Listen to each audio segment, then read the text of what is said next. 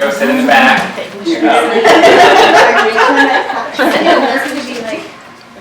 So we're going to do this kind of like a town hall setting. So kind of like submissions for Smorgy Live, but it'll be all of us participating. So I went through my submissions for Smorgy and wrote down a bunch of questions that people ask of me a lot. And then of course I have all of your things that you want to talk about. So what I'll do is I'll just start going through the questions, and then I want everybody to jump in, share your ideas. That's what we're here for. So with all of us together, I think we have probably a ton of brilliant ideas that can help not only us, but can help everybody who watches this on YouTube later. So I want everybody to participate. Let's have lots of fun. Everybody ready? One other thing is when you're speaking, be sure to speak up so that it picks you up on the camera. So if you've got an idea or a question or something, speak loudly.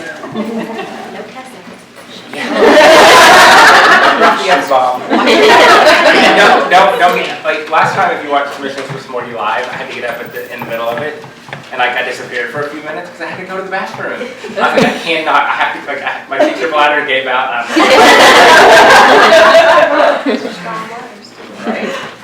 And I was sitting there going, what do I do now? You hanging there. All right, so I'm seeing a lot of people asking about first day of school. So let's start there. I know it's still early in the summer, but somebody when they first got here, they're like, summer's flying by. And before you know it, it'll be the first day of school again. So let's talk about the first day of school. What do you do? What do you do with the kids and the parents? Anybody have ideas? One thing that I did last year that made a big difference was I put all of the paperwork in a manila envelope. On the front of it, I had a checklist of everything that was included, and every kid had their name on their envelope, and when they came back with it, I could just mark it off and know what was missing and what I had. And then I kept it all in that envelope until I was ready to turn it into the office. And that really helped keep me organized, and so I wasn't scrambling around later trying to find out who didn't turn in that pink paper and that green paper, and there are like 4,000 forms at the beginning of the year. So that's something that I did at the beginning of the year that really helped my beginning of the year go smoothly. On the actual first day of school, when parents drop off, our parents are only allowed to walk our kids down the first. We have 2 phase-in days and then a full day, and then after that, the kids have to walk themselves. So when the parents are in the classroom to help them kind of get out the door, I do a scavenger hunt.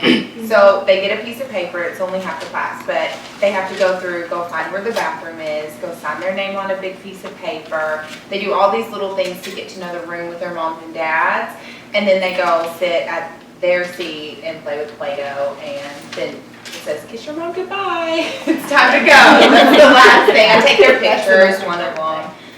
But it really, really, really helps. I'm one of those teachers that I still have coloring sheets when they come in. And I know that a lot of people are like, oh, they get done so fast, but I have 3 or 4 for them, and like when oh, you're done coloring, draw on the back. So coloring sheets have worked for me. I know a lot of people do the Play-Doh, but it terrifies me because I'm like, I don't want somebody eating it on the first day. Putting it in their ear. I don't want to have it, like, that's not a good way to start the first day of school. So. But I like the idea of the scavenger hunt. I did puzzles with our kids and on our first day when the parents come in, I don't let them leave until they filled out all the paperwork. I just don't let them go. And so when the other kids are over there doing puzzles and stuff, all the parents fill out all their paperwork.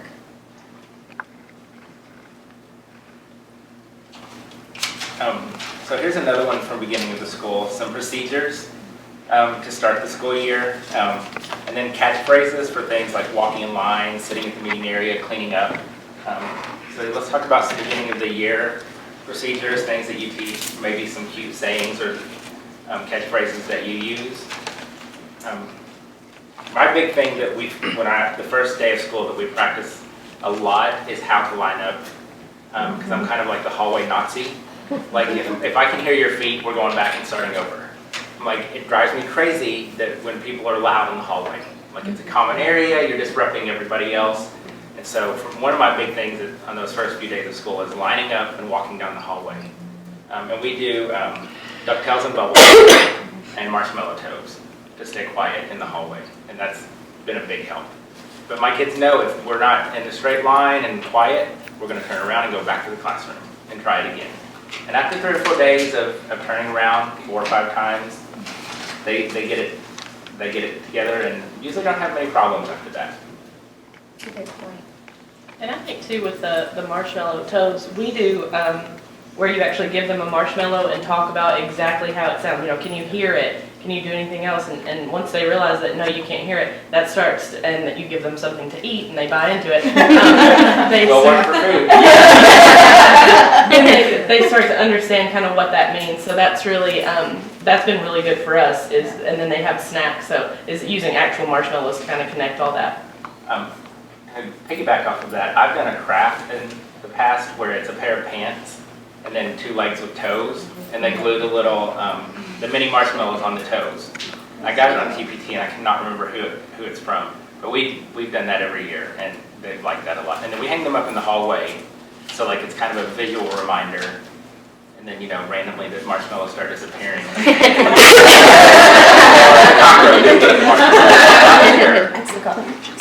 I'm kind of walking down the hall with my marshmallow bag with my kids and just one at a time. You Yeah, they'll work for food. They will. They'll work for 1 Skittle or 1 Skittles. jelly or 1 marshmallow. Skittles are going. It helped last year when it just sort of came up in conversation about like, when you're walking down the hall, we have a rule in our school, you have to walk 3 squares away from the wall. And so we talked about that being the road, and you can't just like drive your car off the road and you'll run into people. So it just naturally became like the road, and you don't put your hands out the window and wave crazy, you know, keep your hands together. So we sort of started in the beginning driving our car silently down the road and staying on the road and not running into people. You have to keep your eyes forward so you don't run into people. And, and so that kind of helped us, and that group of kids worked really well in walking in line to begin with it being that, because they understand driving down the road and not getting off of it, and you know, having a license to drive, and that was fun. I like that. That's a really good idea. I did something similar to go with that. It was a wonderful online idea. But it was talking about, instead of driving on the road, you teach your children that when you're in a line, that you're in a drive-through. And just like McDonald's or Sonic, or not Sonic, but McDonald's, you can't get out of can't get out of the lane or you won't get the right food. And when you talk about driving your car and not getting out of the drive-through line, that helped with those children that just didn't get it, that needed that extra oomph. More times than not, they've been to McDonald's or Taco Bell drive-through. And they talked about that they didn't want to get the wrong food, so they had to stay in their spot. And that helps with staying in your spot in line, because you have those children that have never had the structure of a line. Because it's not only teaching how to walk in the line, but just the purpose of the line. And it helped with that. I line my kids up before by first names. Like, my name's Amber Lee. I'd be toward the beginning of the line, because one of my teacher pet peeves is, he caught me! Oh my gosh, for the love of all, that is good. Or like racing to get in line. Yes. It's like, really? You all have the same spot all the time. So, like, I'll say A's line up, and after obviously practicing, but throughout the year, A's line up, B's line up, C's line up, and so on and so forth. And that also helps them learn alphabetical order. They're pros. And we do that with numbers. So we number each of our kids, and there's a number line carpet, I want to say from Lakeshore, that you can line them up on, and then anybody who moves goes into that number. So I never have to change mailboxes, and then anything you write on already has that number. You never have to change names. It makes beginning of the year that much easier, because everything already has a number on it. You don't have to change everything. So yeah, that's what I have, and I have the numbers taped down on my floor because I don't have the carpet that she does, and even when their numbers come up because they pick them up. It's their favorite activity is to pick the numbers, but they know what square is their number, and they can do it in the hallway. They've done it everywhere. It's perfect for playground and everything. So let's talk about some other procedures that would be good for beginning of the year, because I get asked that question a lot on Facebook and emails and stuff. So what are some of the procedures that you all teach at the beginning of the year? So while we talked about lining up hallway. You had said earlier you were the hallway Nazi. That's kind of how, at the beginning, there's no choice in anything at first. This is where you sit, this is how you stand, this is your lineup. This is where you eat in the cafeteria, this is where you sit in the library. I mean, everything is already mapped out. So there's no free choice there. This is, you either doing it right or you're doing it wrong at the beginning. And then you can loosen up the more they can do that, but then like we were saying earlier, they rush to see who's gonna be first. Well, no, you don't have to run because you have your spot. And you don't have to go sit by this friend at lunch because this is where you're sitting every day. And every single thing is already planned out for them. And so there's no having to think about it, nothing, that's just how it is. And then eventually they can earn, mixing it up a little bit. Anybody else? Any other procedures? Go ahead. Well, I'm moving from 3rd grade back to kindergarten, so I'm scared to death of the potty. 3rd grade, it worked. I saw the spiders. Yes. Spider is the way to go. That's the Cheerios. I'm even looking into getting like a vinyl made for the toilet. God help me. As soon as the spider wore off, it was all over the floor. No. Okay, I tried it and I had 2 boys that were scared to death of the spider. They wouldn't even go in the bathroom because there's a spider on the floor. I had that happen the second year I used the spider, and he would pee on the wall. But the floor was outside, so I got rid of the spider and made it a bullseye. And then he wasn't afraid of it. Okay, just something different, just something, okay, a target, yeah. That's good. Yeah. And I know like parents talk about the Cheerios a lot, but I'm like, well, Cheerios get flushed down the toilet, so you have to put them back every time. Yeah. So yeah, drawing the spider. And the trick is you have to draw it before school starts. Yes. Like the Well, toilet's clean clean, and you dry. don't worry about it. Yeah. Put on your gloves. The janitors liked it. I just completely forgot that like kindergartners It eventually wears off. have to go to the bathroom and need assistance. Like I'm so spoiled with 3rd graders, so. Yeah, so it's just it's a sharp. Like I just use a Sharpie and draw my little spider, and then I take the boys in there on the first day of school, and I'm like, look, there's a spider in our toilet. It's your job to get that spider every time you come to the bathroom, and the way you're going to do that is you're going to pee on that spider. And never have an issue unless you have one that's scared of peeing on the wall. We have days where it happened, we did the spider and didn't our girls come first? Yes. And so we had to talk about the fact, and they all thought it was funny because they had a secret. Because the boys, it was a treat for the boys. And so we got to talk about that. But you'd be surprised, if you really color your Sharpie dark enough, it will last. I mean, it will fade, but it will last. And I'll say this, it was such a hit, I guess, if you will, with our janitors that our principal, they actually told our principal about it. And he actually suggested that the 1st grade hall is down the hall from us, and they have restrooms as well. And we were actually encouraged to share our spider idea with them, so.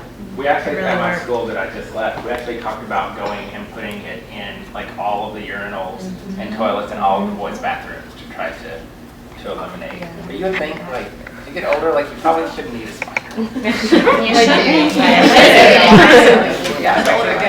Our first day Some of adult school, we have to go through and actually teach them how to use toilet paper. And because we have an interesting population. But it doesn't go on the floor. I think Yeah, it doesn't. they explained it that in other countries they don't have that You kind don't of flush sewer the system. toilet paper. Yeah, so Yes. you would throw it in a trash can, but there's no trash can there, so throw it on the floor. So that's something that we have to. We have that too. Yeah. If it's yellow, let it mellow. If it's brown. You've never heard that? I think I have heard that. That's pretty good. So what about some ideas for beginning of the year literacy and math stations? That was another question that somebody had asked. So some good ideas for simple beginning of the year centers, workstations, hippopotamuses, whatever you have to call them. The first 2-week math stations for us is their manipulatives that they're going to be using, and that's the perfect time for them to play with them and build with them and be familiar with them and get bored with them and not need to play with them when it's time to use them as math tools. Literacy stations we are fortunate, we have iPads in our room, so we do iPads with them, we teach them how to use the computers. They have this incredibly long login code. It is Longer than your name. It is very, very long, so that takes some time to learn how to do that. But We're gonna do handwriting, like tracing, and lots of fine motor handwriting stuff, and lacing cards, and cutting, to develop those fine motor skills, so that we can encourage the correct handwriting skills. We do, I have a lot of puzzles at the beginning of the year, like just really matching the letter to the hole in the puzzle. Just so it's something they can do independently, they're successful at it. And so that means I'm able to work with them on the routine and what's expected of them during that time. And so I don't have to teach them a lot of centers at the beginning, but they're able to get the routine and the expectations of centers down. And I do that a lot, but I go like, I'll have a couple of the play, different manipulatives and stuff, and when I want them to start being trained on what I want them on, I usually spend like a whole week, I'll be with this one station. So every day I'm sitting there with you, So it takes me, over a month to actually move around every station, but for giving me that, one-on-one time, so they're trained, hopefully. And I think too often people want to rush into it. Right. And then you spend a lot of time throughout the whole year dealing with behavior and people not doing what they're supposed to do. I'm like, spend that time up front. Like you'll make up that time later. I think Debbie Dillard said 6 weeks was a good amount of time at the beginning. She walks through every one of her centers, top to bottom, and explains every single little thing. And explaining that to administration would be hard at times, and I just have to say, if I do it once, I don't have to do it again. So let's talk about where our time is spent. If it's spent on the front end, it doesn't have to be spent on the back end. So, but 6 weeks, I think, is what she recommends. My very first year in kindergarten, I was terrified. And a lady told me, she said, the best advice I can give you is to watch for the pumpkins. And she said, what that means is that by October, everything should be flowing. The kids should have settled into their routines and expectations. She said, October when the pumpkins come, your kids should be good. And I see that every year. About October, we've settled in, things are flowing pretty smoothly. And it's that 6-8 weeks. And just taking that time to constantly review, practice, fix anything that's wrong. And then later on in the year, we don't have to worry about it. So watch for the pumpkins. Will you talk about a little bit more about how that works with you have in your curriculum what you have to get done for the 9 weeks? Yes. We do too. And then also you said that you're going to start daily 5. We are too, because it's being mandated. How will the beginning of the year practices with those centers, how does that work with knowing you have to get that finished? Because for us, what we found is that we don't have time. We agree with all of these practices, but there's just not enough time to get it Right. Well, in. a lot of those first 9 weeks in Metro, we have pacing guides, and they tell us the skills we have to cover every 9 weeks. And then it will tell us the few things that have to be assessed for the report card for that 9 weeks. So a lot of that, especially that first 9 weeks, is whole group. Just trying to cover it. It's a lot of introduction. And then slowly putting stuff into centers that we've done in whole group or even in small group that they can then go to centers and do. So they can still be successful, but they're still practicing those skills that we have to cover that first 9 weeks. But I think it's, they need that practice, that first 9 weeks of school. I'm like, I can teach them how to do that stuff later in the year. As long as I've spent that time at the beginning getting them into the routines, setting up those procedures. Without any of those procedures, we're not going to learn anything. And so I think it's just something that it's one of those things where you have to decide, is it more important to do it up front or do you want to do it at the back end? So we try to cover a lot in whole group, a lot more than we would the rest of the year. Slowly working into small groups at that time and then trying to put stuff into centers. Anybody else have any thoughts on that? I went to a kindergarten conference, and I cannot remember which presenter said it, but she said, if you are having to explain your your centers at the beginning of every week, you're wasting time. So you have centers that never change, and that's what I do. And that first 2-3 weeks, I think, it's my whole group, it's like you said, is extended. And then we have about, instead of 45 minutes in centers, we'll have like 20. And everybody goes to one center. I walk them through it. We play with the stuff in that center, only everybody. But I take that extra whole group time and introduce the games whole group. So by the time those 2 or 3 weeks are up, they can play every single game in that center by themselves because we did it together, and they know exactly how to use everything in that center. But yeah, I refer back to her because I have her handout she gave us where it says, and I could show that to whoever walks in my room, and they're like, why are you doing this? Because she said. That she said if I do it now, I don't have to do it later. And it works too, because my kids, and somebody can come in and ask them, and be like, why are you doing this? Well, when you're done with this, what do you do? And they're like, well, I can do any of this other stuff because I know how to do all of it. So that works. It helps.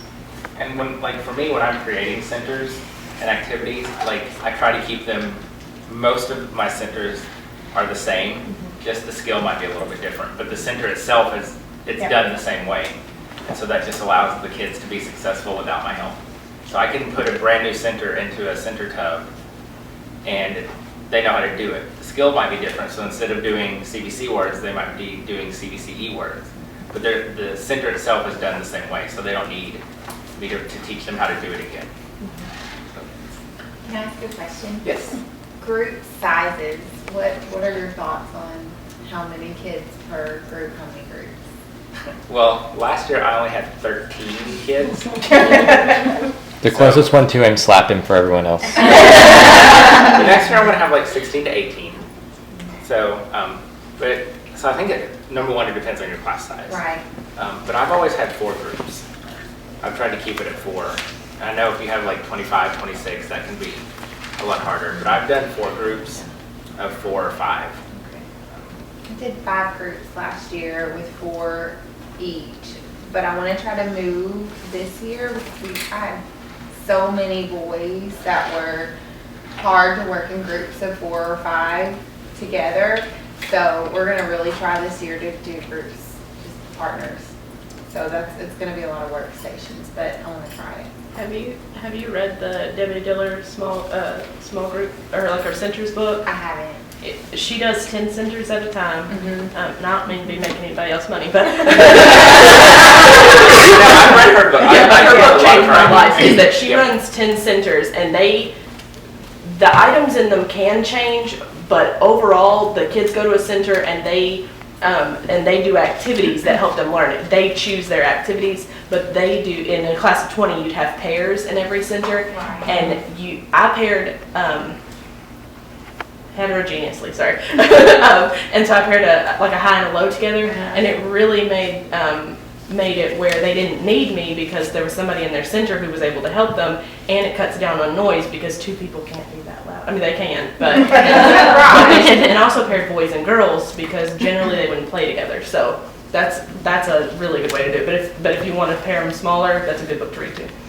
That is how I've done it for a long time because I found that the same thing where the bigger the group is for the actual center activities, the worse the management was.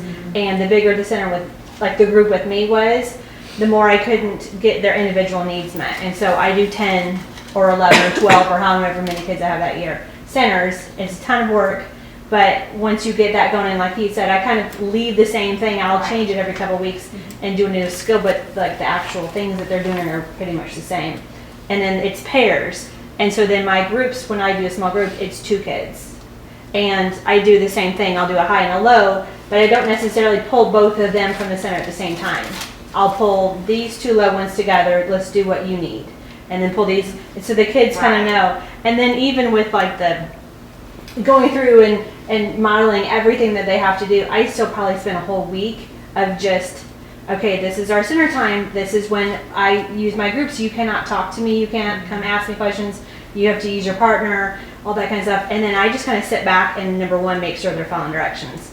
And I may not even do any groups that week. It's just I'm watching and making sure that when I do pull you, everybody else is still okay. And it takes forever, but then once those groups go, they are totally self-sufficient, and it is quieter because there's just two, and the boys and girls, they usually don't play together, and so that's better. And so I highly recommend the more groups but smaller in number. Yeah. And something that I've been in PD all week, so I've got like all these new ideas in my brain. But I was with Dr. Lipsy in Georgia Metro. Very effective with my kids in centers is that I'll give you a warning if you're not doing what you're supposed to. I might even pull you and we might talk about it for a second.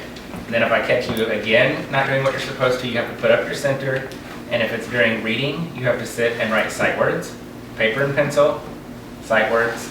And if it's math, you have to write numbers 100, paper and pencil. So they're still learning, so they're not being taken away from learning, but they're not getting to have the fun that they have in centers. And a couple of times of that, and most of my kids were like, I don't want to do that anymore. So that helps keep them on track. I have a funny Dr. Lipsy story, so when we're done, you'll have to remind me to tell you. I enjoyed her a lot. Anybody else have anything about centers? Any like specific ideas? That's what I was going to say, like everybody was saying like 10 centers, like what type of centers? How Where about do some they start go? with? Where do they go? Because like, I have a small room. I was lucky I had 14 kids this year. Next year I'll probably have 20. I don't have space. I have drawers that I plan on using it's just those plastic drawers. All they'll have to do is they'll pull their drawer and take it to a table or sit it on the floor. Okay. That's what I did with mine last year. I didn't do it this year, but I was in first grade 2 years ago. And I did drawers with them, and it worked really well because they can take it, they can choose to go to a table, they can choose. I'm lucky at my school, our kindergarten rooms are huge. We have a loft. Yes. It's good sometimes. Sometimes not. I didn't let mine use it last year because I was too scared of it. Because my first year I didn't have the loft, so I was too scared of it. But so I let mine kind of choose where they want to go. But I do always have a reading center, which is under the loft because I have a little bookshelf under there, and that's where I'll put. She makes really great sight word readers for our grade level, and so every week I would make the big one on the full sheet of paper, and then they would make their own little one too to go along with it. But then after we read it that week, I put it on that bookshelf in that reading center, so it was always something they knew how to read. So if you have 10 groups, you've got 10 drawers that they're pulling from. Well, I didn't do mine that way. I did have the. So if you have 10 groups, 10 baskets. Yes, I put mine in just the small, because there's only 2 kids, I put one on this side of the cubbies, one right here. I mean, like one group kind of went under my desk, like it didn't, because I'm not a space invader, like you can be anywhere in my room, that belongs to them. So, so any little crevice that I had in my room had a center because there was only 2 people in it. So anywhere you could fit 2 kids, that's where their center was. And you'd be surprised, you can find 10 places. My centers were listening, The overhead. the overhead, yes. Overheads are free now. I don't know if you know, anybody will give you one. Yeah. They'll give you 3. But kids love those. Yeah. So that was one of the centers. Drama, where they got to act out the story they just did. Ooh, take me back. You had hooks on the wall by the door that had sight word strips on it. I don't know what they Yes, did that's with them. word work. Word work. Um, And really, it yeah. was, you walked in her room, it was right by her door. There were 2 hooks on the wall with strips on it. The kids just went and got like a dry erase marker and walked over and sat right there in the floor in front of the door. Yeah. You could step over them when you went in. Yeah, one of my. And that was one of her centers centers. on my door. Yeah. Yeah, Just that was any one of I her space. can't centers. hang things on my door. Oh. When our school was built in like the 40s or something. I had no wall space. I had an 8-foot long, 4-foot tall cubby, which was probably waxed to the floor that they're removing next week. But I had no wall space. We were using pocket charts that I would roll up so they could get in their cubbies in the afternoon. And Well, then and roll it that's, down. yeah. Well, I've seen those portable pocket chart stands made on Pinterest a lot with the PVC Yeah, I pipe. don't have room for it. I got one of those bank boxes, you know, like the teachers will use them for mailboxes. Well, they do You have could mailboxes. put your centers in there. Like in Ziploc bags and they Yeah. just Yeah. take them back. Yeah. I use the sleeves a lot and just would laminate whatever they were doing and slide it in there with all their pieces. And then I did hang them in those pocket charts that would hang folders in, and I would just pop it in there, and they would just grab the whole sleeve and take it to their spot wherever they wanted. But you could put those in anything, I suppose. I've also seen people who's put all of the centers in manila envelopes, and then the kids just take the envelope. Gallon-sized Ziploc bags, but it's just even having the kids to get it and then go somewhere. Usually we just go back to your seats and pair up, but. Yeah, we just have 5 baskets and for reading and then 4 for math, and one of the math stations is always the computer, whether that be Compass Learning, or which we have Compass Learning, or some kind of math game that was going along with what we were doing. And each teacher has a job. Like she was journal for math, and I was numbers and something, and another teacher was graphing, and another teacher was this, and we just, each time we came together that week, we just plan it, and so each person was just in charge of that one, like listening was her student teacher's, we were lucky for that, her student teacher's job, and she'd just have to find the iPad QR code for the week, and that was always one for.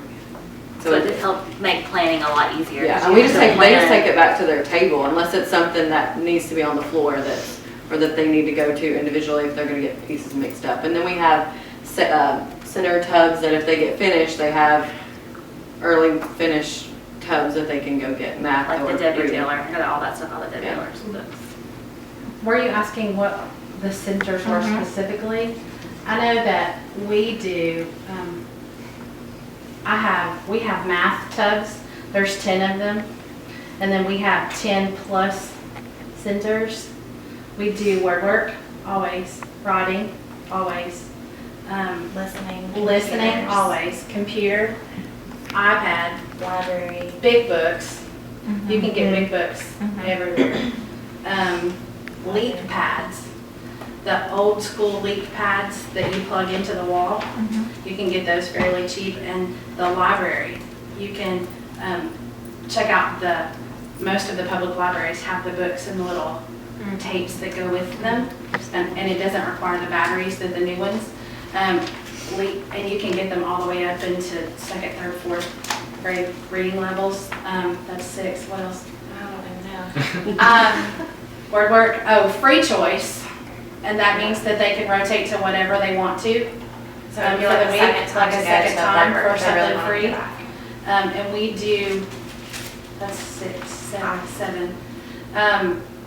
It's June, I don't know. I know. Always There's had more. ABC Center where they not necessarily manipulate words, but they just manipulate letters. Right. So that was always And as far as the other, we did 5, essentially going sort of along with Daily 5 of their choice that they got to choose, and then 5 of our choice. And we always made sure that they went to the writing and things like that. And it was also an incentive, talking about what you said, taking it away. I would take away their free choice for the week. Pocket chart. Pocket chart. Pocket chart was that's 8. We might remember the other. And then the math tubs, we just did 10, and we changed them monthly. And usually there's 2 or 3 on the skill we just finished. There's always something with numbers, either to 20 or 30. There's always something with addition or geometry or measurement, just because it's all of that free stuff that you can always find on Teachers Pay Teachers. Or it's There's- all correct. Or it's all. That's okay too. Between the 2 of us, we probably have everything. But and dice. You can And do dominoes. 4 and 5 centers with dice. Which, by the way, let me tell you, the new 10-room ice cube tray thing that I found at the Dollar General for the summer, we'll have to touch base on that. Did you find ice trays with 10? Yes. Where? Dollar General. Okay, hold up. After we're done. Dollar General, like all caravan. Can I ride with somebody? It's the ice cube. Everybody gets one. It's a little ice cube thing. You have a limit. Seriously. I only got 2 and I cleaned it out. But it's the ice cube that's shaped like it would fit. No, it was somewhere, it was in Dixon. But anyway, it's to fit like in your water bottle, and it's a cylinder. And there's 10 little holes, and it's in those fun summer colors, the blues and the pinks. So there's my grade plug for the But it's by month, everything is by month. And we change once a month, but it's all the same thing thematically. Also, The themes change, the centers really don't. Right, but yes. For a 10 frame, we adopted Eureka Math, and I was at training this week, and one of the things that we have to do on the first day of what that we teach for lesson 1 is you take a card and cut the last 2 off. So I'm saving ink cards. Yeah. All right, so let's go back to, you were talking about you had a little bitty room with no space. So I get asked about no tables, no desks a lot. So before we dive into that, how do you do seating? Does anybody in here do alternative seating, free choice seating? How does that work? My kids can sit wherever they want. I don't have enough table space if I set it up the way I want. I have huge rectangles like the 4x8s or whatever they are. I push 2 of them together. I have enough to seat 16 if they do that. I take 2 of them away to put my media cart, so I only have 14. So my kids can literally sit at a center table. They can sit at my table. They can sit on the floor. I really don't care because my principal won't let me get rid of the tables. I do 2 tall tables and 2 short tables, and I've put cushions at those tables, but every year I do that, they slide them out and they're on their knees, so I just keep the cushions off in the corner so that basically a parent realizes they can choose to, like I'm not making them sit on their knees on the floor, but they choose to do that. But so they have the option, but I'm kind of like you, I don't care where they sit, like they have their own seat, but they know they can move freely in the room, on the carpet or over there or whatever. I say, I don't care where you are as long as you are being productive and on task. My parents still go, okay, where's your seat? And I'm like, they look at them like, what are you talking about? I'm like, we don't have assigned seats. They sit anywhere. So people don't get it, but it works really well. I have to address it in our parent night, like explicitly. This is why it's like this, and this is why I do it. And I still had a parent come like a month later, furious and throwing a fit in the office that her child was sitting on the floor. And it was like, we talked about it, whatever. I was like, he can move wherever he wants. I don't care. He can sit there. I don't care. So I kind of every once in a while be like, does anybody want to sit on the floor? Does anyone want to sit at a tall table? And we kind of switched up. But some kids prefer certain places, and that's fine with me. In their seats. But But they can sit on the floor behind their table if they want to. I'll let some kids this year that just were antsy and that needed that to stand, okay? As long as you're standing and not pushing everything around and flipping around, you can stand. I'm fine with that. But yeah, I have to have them sitting. So, I went with no tables, no desks at all, to keep the tables just in case. Because I'm like, if this goes really bad, I want to have like tables that I can get back. I did bath mats from Target and Walmart. And they're great because they're soft and they have the backing so they don't slide around. And we use clipboards. And everything that we did was on the floor. So they got a mat or a rug, and wherever they wanted to go, they had the mat kind of define their workspace, and then they did everything on the clipboards. And it was phenomenal. I'll never go back to tables and desks. They were more engaged, their behavior was better, they were more focused, because they could sit there and fidget and move around and not bother anybody. They're not kicking chairs, they're not scooting around making noise. So I totally changed the whole environment in my class. Part of it, I think, is there's so much choice. They can sit wherever, they can pick whatever color rug they want. And so that choice gave them, empowered them. And so they're more engaged, there's more buy-in. And they're not fidgety, they don't feel like they're trapped in that chair. I did keep one table in case somebody did want to sit at a table, or we did have one round table off to the side. But most days, nobody used that table. And a funny thing, towards the end of the year, a lot of the kids didn't even use the bath mats, the rugs. They were just sitting on the floor. In the winter, I noticed I made it a point every day to say we had to sit on the mats because our floor would be really cold. But I love it, and I'll never go back. How did you do writing instruction? We did, actually there's research that says handwriting, if you get the kids to lay on their stomachs for handwriting, it forces them to use their muscles the right way for writing. And so their handwriting was actually better. And so we would just do, we would lay on our stomachs for handwriting. And I did notice an improvement. Of course I wasn't studying it, but from what I could see, their handwriting this year was better than what I had seen in the past. But everything, we did science experiments on Fridays, I was on When the you did floor. groups for hippopotamuses, did they just put their bath mats by each other? Or was it still, they were just kind of on their own? Just on their own. Yep. And if they chose, if they wanted to work with their friends, they would just get together and work. So and if you want the research, I have that. Like I can email you some research if you're interested. Yeah, loved it. The kids loved it, and I started day one. When they walked in that first day of school, I greeted them, gave them their name tag, and I said, and I already had the mats out with the clipboards and the coloring sheets spread around, and I said, go find you a carpet and get to work, get to coloring. So we started with it on day one, so that it wasn't something that we transitioned to later. And I think that also helped make it a success, because it was from the get-go. And I didn't have a single parent complaint this year. Everybody bought into it. That's the only one I've had in 4 years. So. What about the other faculty members at your school? Like, I could see myself doing it in kindergarten, but then Like the first grade teacher.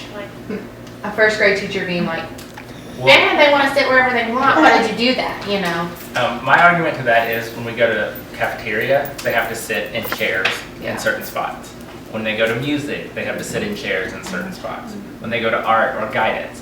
So they're still getting that practice sitting in chairs, and they're getting that structure. So it'll be interesting to see if first grade has any complaints, but I honestly don't expect it. Because it's not like they're And let me tell you, they still don't sit in the chairs, right? So it doesn't matter what the teachers are taking it. If you are rigid, stay in your chair, they're not going to do it first grade, so. Has anybody else done it from fall? Not in my school, but I know lots of teachers all over the country have done it. When back in January, I was in Texas working at a middle school, and I talked about the no tables, no desks the first day I was there. And that night after I finished, 3 of the teachers went and got rid of their tables and desks. And this was 4th and 5th grade, and they loved it. And by the end of the year, several more teachers in that school had done it. And a lot of them this district has reconfigured some of the schools, and a lot of those teachers are moving to lower grades next year, and they're all going no tables, no desks. So I've heard from lots of teachers who have done it, and they love it. Like I haven't heard anybody say, oh, I tried it, it didn't work. I've had a couple of people say there are a few bumps, but we worked through them. I think it goes back to routines, procedures, expectations. We spent about 30-40 minutes on day one just on how to unroll the rugs and how to roll them up. Because they're 5, they're going to pick up a rug and whack. And they'll get smacked in the face. So it's routines and procedures. I didn't get rid of mine because I was nervous, but we spent a lot of days where they would never go to their seats. We would just lay around on the floor, and I was actually going to do it next year because I loved it so much.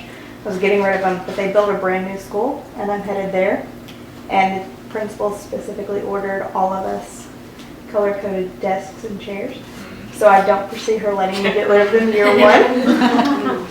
But there were many days that their chairs never got unstacked off the table. I would just say, somebody go get the crayons and stuff off the tables, and we just laid on the floor all day, and I loved it. My kids did too. I was even just thinking, I have a big kindergarten room, we're blessed, but they could even just turn their chair around and use that as their little workstation. Yep. They're still on the floor, kind of their free choice, but turning their chair around, and that's just their little area, to work. After a while, I told them, I was like, you guys don't have to go to your desk if you don't want to. You can stay on the floor. And they would all go, they knew where the clipboards were, they'd go get them. I rarely had anybody volunteer to go to the table, but they would sometimes. They'd be like, oh, my knees are hurting or something, and they'd get in the desk. But I'm trying to figure out how to do some sort of that because my desks, there is nowhere in the building. We're at K-8 school that is overcrowded, and so they can't take them. But I'm trying to figure out how to utilize a good chunk of the room to where they can use their clipboards. I had a lot of them push back against the wall and would use them for storage. And Can you, or even they'll more go short, but they won't come off. they'll go down. You can lower them. Ooh. Yeah. I mean, kids can even sit on it, like a chair. Or Mhm. a Well, bench or something. Oh, Our I new like that. principal might allow that. But they're still in the room. It's better to ask for But it's- forgiveness. than- Yes, it is. It's better when they walk in and go, what is Sorry, this? just But I like the idea of lowering them where they can sit on the floor if they want to. Yeah. And then you could have the option of, okay, if you want to sit at one of the desks or over here at the carpet. I've got that shelf gone, I've got a large carpet coming, I've got carpet squares coming. A couple other things. Somebody wrote down about phonics programs, and they asked if anybody uses Wilson. No, it wasn't. Is that right? Somebody asked about Wilson, a phonics program from Wilson. Is anybody? We used it for our. RTI. Okay. What'd you think? Good, bad? I didn't myself personally use it, but we had it in our building to use.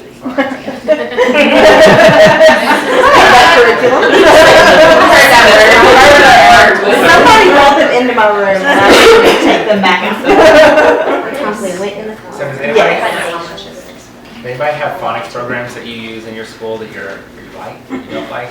We use foundations. Anybody That's use awesome. foundations? Okay. And there's good things with it. There's got, I think most of us in our school just kind of pick and choose what we want to do with foundations. But I like it. I think, it's real repetitive and that they get it in their head. And then there's lots of little things on YouTube where teachers will be, videoing themselves doing the cards in a different order. So they don't just have it, because there's a specific order that you teach the letters in foundations. It's not A, B, C, D, it's T, B, F, N, M, So, I like it. It's okay. It's not the only thing that I use, but it's good. We used the magnet. We had a little magnet board. Hands-on. And, Yes. and I think you're ready. Because we're looking for the phonics program. Oh, really? We are Yes, too. we'll talk. Yeah. Yes. We'll talk. Hello. All right, so you brought up letters and the order that you teach them. So several people had written down about my ABC boot camp. So I'm going to do it again this year. So we started, we tried it last year. As a team, we were talking about the fact that it takes so long if you do a letter a week. Like you end up in the spring and you're still introducing letters and sounds, but they already know them. And so we wanted to get through it quickly, so we decided to do ABC Boot Camp. So we start the first full week of school. On a Monday, we start with A. And what we do is we do the letter and the sound, and we do a circle map. And then the kids come up with things that start with A, and then I attempt to draw the picture. Some days it goes really well, and then of course every year you get that one who likes to come up with the most random, obscure things to try to trick you. And so then after I draw the picture, we say the sound. So if we're doing A, they would say A. And then we started asking them, how do you spell A?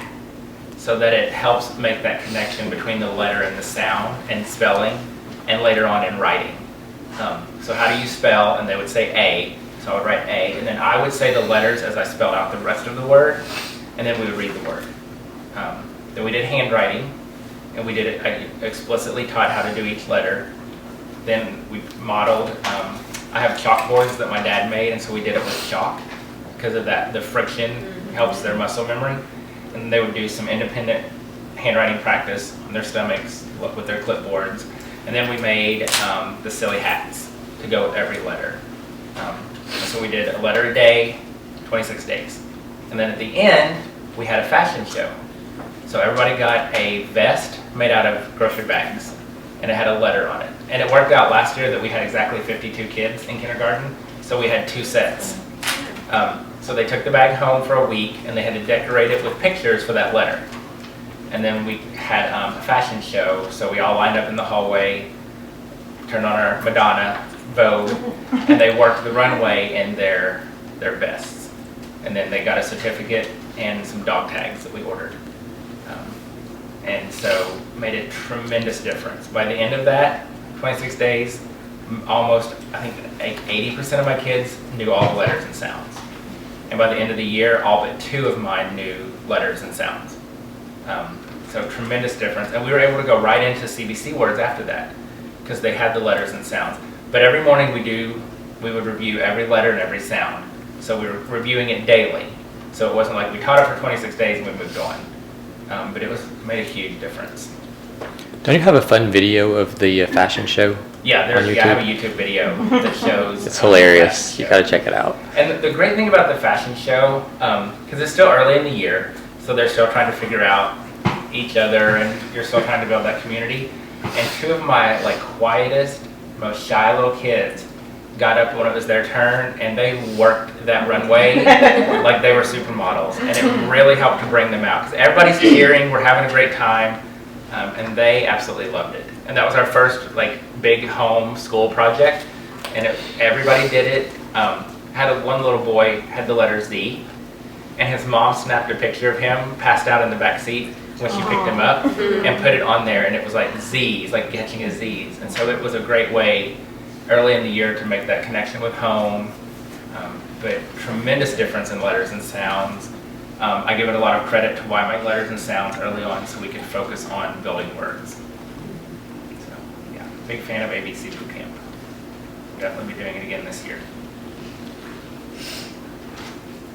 I got, I don't know if anybody, what's Heidi's last name? Heidi Songs? Yeah. So, yeah, there you go. Heidi Songs. So, I didn't know she, she had a last name. Miss Heidi said she did research on that they learn letter sounds first, and then so and she also said that the brighter it is, the more likely they are to remember it. So I got the neon cardstock and printed on the biggest font that I could, and I have it on rings, and took it around. I came from an all kindergarten school, so we could be loud in the hallway saying our letter sounds and nobody cared, but anywhere we went, I took it with me. Every time we stopped for a minute, we did, what's the sound, what's the sound, what's the sound. By the end of the first 9 weeks, I would say almost 90% of my class knew every letter name and every letter sound.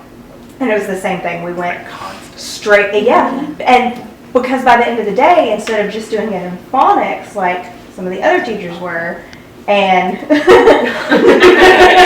no, but we had some that still did the whole phonics program. You introduce it, and they're on their third letter, and half my class knows all of them already.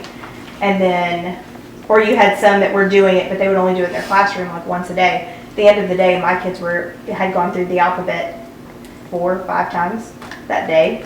So, yeah, they learned it and mine I had kids on 3rd grade reading levels by the end, writing sentences in November, they learned it very quickly.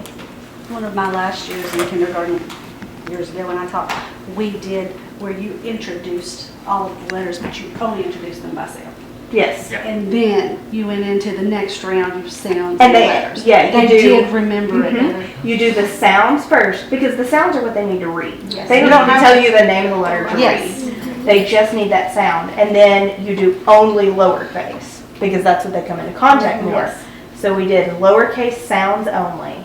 And then we did lowercase name of the letters, which they picked up pretty quickly. And by the time we got to the capital letters, it was no problem for them because they look so similar.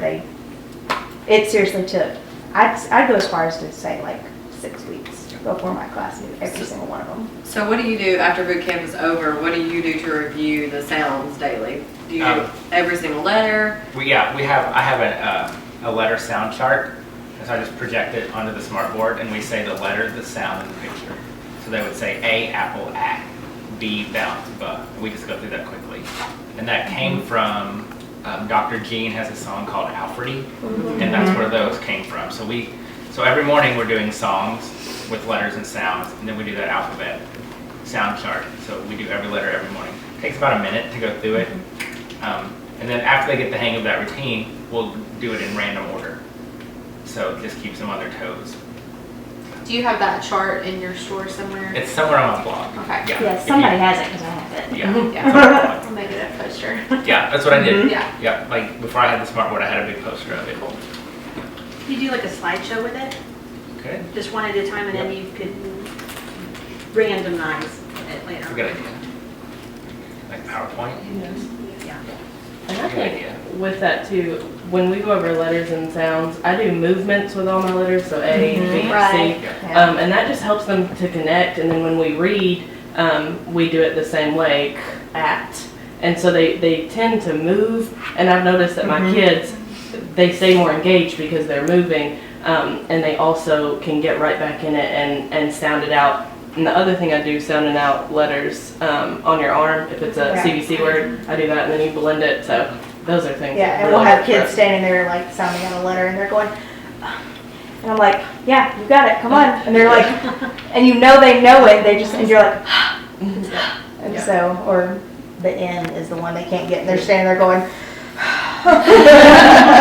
Do you make up your own hand motions? Because we do that too, but our problem across our grade level is that we all kind of make up our own hand motions. Yeah. And then when we switch for RTI groups, we don't have a consistent hand signal. So I might be going, or something, and they're looking at me because their signal is something else. Well, they came from my mentor. I don't think you ever met her. My mentor is like, she's Maniac. But she came up with all of them, and so when I started doing them, then they kind of caught on to it. Up on it. And so we've always used the ones I've used. But I think if you got together and made like a absolute, this is what we're going to use, it does work. And I can go to her class and say, hey, sound this word out, because I'm Space Invader. So I go to her, and sound it out with me, and we can use the same ones. And when we mix for RTI, it does the same thing. So I would say just get together and talk about it. So. But I'm also really, really clear to say that I don't use sign language because I don't know it, because people will call it that, and I'll say, oh, no, I use movements. Everything is a movement, because I don't use sign language because I don't know it. So you have to be very clear about that. People don't. Yeah. In Metro, sorry, is that a mandatory thing that we use those? Because I want to say that I have been told, but I didn't think that was right. No, I think it depends on principals. But And coaches. yeah, but I don't even have the sound cards in my classroom. Like what are those? I don't have those. They need a serious revamping. Yeah, so in Metro we have sound cards, and they've been around for years. Yeah, and it's a white piece of paper. It'll have the letter, and it has a little picture, and on the back it has says a saying, banding curtain while coming off. And it's not even the right thing, like nobody says "ow" when they're hurt. Right, like who says "ah"? Like the kids say "ow." Like so, yeah. But so I think it's coaches, principals. Yeah, Just our say you don't coaches have to. real big. Or they can be there, you just don't use them. Yeah, and if they come in, you go. Exactly, no, they're right. And then the kids go, what is that?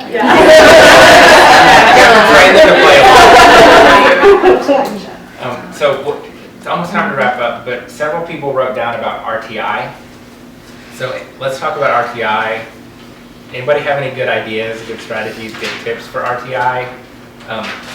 And you guys said you switched for RTI? We do. We did not in kindergarten at my school. We had an interventionist, and so she would come pull out our tier 3. But everybody else stayed in their own classrooms. How did you do tier 2? Well, luckily I only had one tier 2, so I was able to get her 20 minutes in So you one-on-one. were able to do it in-house? Yeah. Okay. And then what we were told was that enrichment, the kids who are at Benchmark who need enrichment, that's how we were able to do so many art projects. Because they said art projects count as enrichment. And so that was our justification for so many art projects. Was that our kids needed enrichment, and then we could always tie it to writing, which is also enrichment for RTI. So that's how we did it. I'm in charge of reading. This year we have 55 minutes for RTI.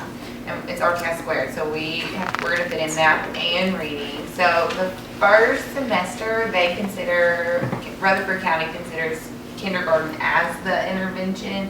So we still have tier 2 kids that we take care of in our classroom, but there's no intervention time per se. But after Christmas, we switch and we take common formative assessments and we group the kids, and whoever's being a rock star at that skill in their classroom is the one that teaches those kids that skill. So they'll do 20 or 25 minutes of reading, and then they'll go to their next teacher for math. And at that time, that's when ESL will be pulled, any kind of situations will be pulled, and our tier 3 intervention will be pulled at that time too. Are we still getting EAs that come in? So we have Yes. all your grade level teachers and additional adults that come in. So you can split up the lower end kids into smaller groups. So then your middle and high kids will have larger groups. Right. So are they organized by skill or by ability? Both. It could be, if our skill is blending and segmenting, and we have 40 kids who need to meet benchmark at blending and segmenting, we'll take our lowest kids and make a small group of them, and then ours that are on track to get there will go to different teachers. Yeah, So so we may we have take the 3 teachers scores. teaching blending and segmenting. Right, and we do a high group. We just take the scores and try to sort them out. What do you take scores from? Our CFAs. Common formative assessments. And who comes up with the CFAs? We do. We try to do it we did it at the end of this year for next year. And we do like 4 skills in ELA and 4 or 5 skills in math each 9 weeks that we want them to meet. We're required to do the CFAs before the school year starts so that we don't Change our expectations. change our expectations. So you have to do them ahead of time so that we are shooting for the moon, stars. We do ours the week of. Ours got done morning of. Yeah. Oh, this week we taught this, and we had a schedule. So like 1 week we had to do reading, ELA, common formative assessment, and then the next week was math. So they alternated. So yeah, it'd be like Thursday we'd be like, we taught this skill this week, so we're gonna do the CFA on this. Ours are like, it's gonna be in your copy box or your email, like, in a couple of hours. We do every 3 weeks, beginning, middle, end. Same test. Beginning, middle, end.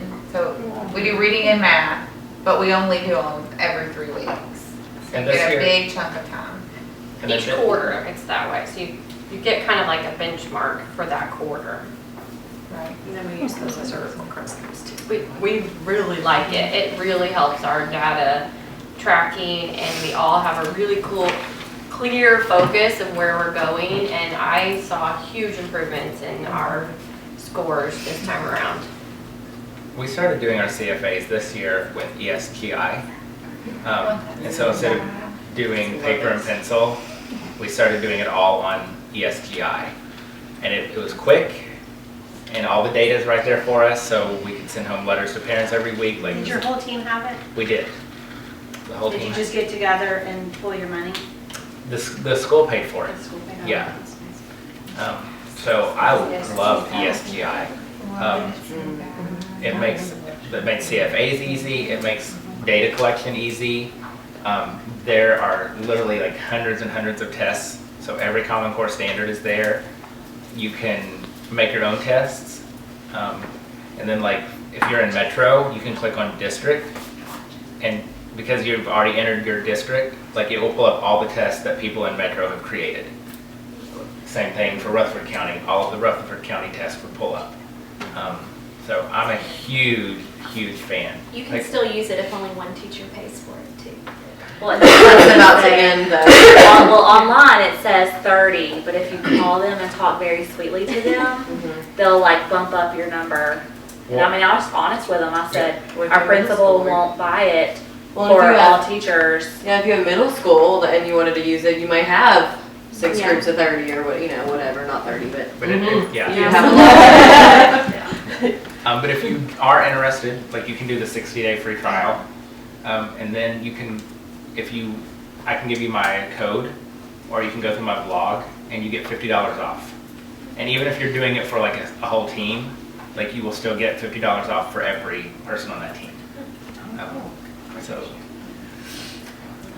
Well, I think Battery's going dead. that we're about out of time. So thank you guys so much. Like, I think this was awesome. I hope you got lots of ideas.